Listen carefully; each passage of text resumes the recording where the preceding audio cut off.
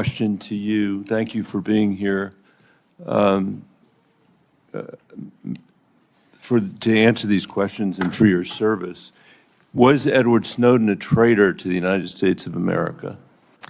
Senator, I will also repeat my answer. He broke the law. You said earlier that you were offended by a question that my colleague from Kansas asked, which I think was his duty as somebody on this committee to fulfill his responsibility to advise and consent. We are not here to be a rubber stamp for the President of the United States. So let me ask you again, do you believe, as the chairman of this committee believes, as the vast majority of members of our intelligence agencies believe, that Edward Snowden was a traitor to the United States of America?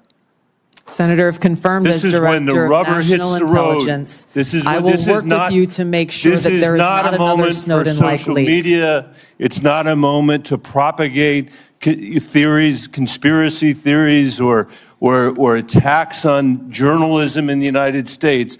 This is when you need to answer the questions of the people whose votes you're asking for to be confirmed as the Chief Intelligence Officer of this nation. As my colleague said, this is not about you. It's about the people that serve the intelligence agencies of the United States. Is Edward Snowden a traitor to the United States of America? That is not a hard question to answer when the stakes are this high. Senator, as someone who has served in yes or no, is Edward Snowden a traitor to the United States of America?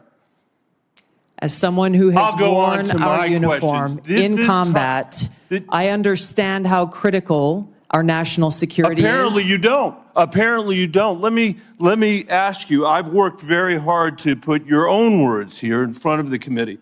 Not, fake news, not conspiracy theories on the internet, but the actual things that you have said. On February 23rd, 2022, at the very moment that Russian tanks were rolling across the peaceful border of Ukraine for the first time, you tweeted at 11:30 p.m. your time, "This war and suffering could have easily been avoided if Biden administration / NATO had simply acknowledged Russia's legitimate security concerns regarding Ukraine's becoming a member of NATO."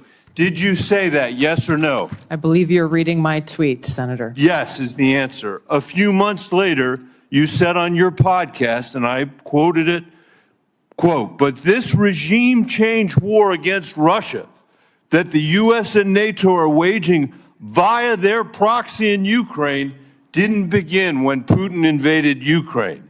They had their eyes set on this objective long before that." Did you say that, yes or no? I believe you're reading my tweet. There's a lot more. The answer is yes. You're quoting a podcast that provided much more context. I'm happy to have a conversation with the chairman about whether I'm taking anything out of context. I don't think I am. And your answer is yes. Are you aware that your comments about proxy wars and Russia's legitimate security concerns, to quote your own words, are in alignment with what the Russians have said to justify their invasion of Ukraine? Yes or no? Senator, I don't pay attention to Russian propaganda. My goal is to speak the truth, the answer is no, regardless of whether you like it or not. I'll take it. That's fine. You said you are used to speaking truth to power. Yes. I'm shocked to hear you now say that you are agreeing. I'm not shocked because I know you said it. You are agreeing that you basically said that Putin was justified in rolling over the peaceful border of Ukraine, the first time since World War II that a free nation had been invaded by a totalitarian state. And you were there at 11:30 p.m. that night to say that you were with them, not us. And let me tell you something. You say you don't know because you don't read Russian propaganda. Russian state TV then aired your comments. Did you know that? Senator, I think you should also quote the statement that I made criticizing Putin for his invasion of Ukraine. What I would say, Mr. Chairman, with the last, it's up to all of us. We're the Senate. We get to decide whether we're going to confirm this nominee. Obviously, we didn't select this nominee. But can't we do better than somebody who doesn't believe in 702? Can't we believe that somebody who can't answer whether Snowden was a traitor 5 times today, who made excuses for Vladimir Putin's invasion of Ukraine, the first time that I'm aware of any American official has done that? I'm questioning her judgment. That's the issue that's at stake here. And as you said, and I totally agree, this is about our intelligence officers. And you cannot answer. Most of what we do here is in secret. This is one of the very few opportunities that you will ever have to have a conversation with this panel in public.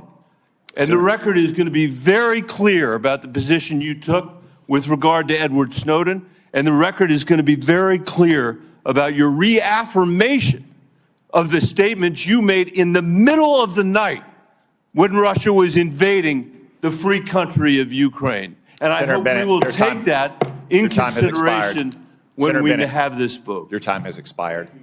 I will note that during Senator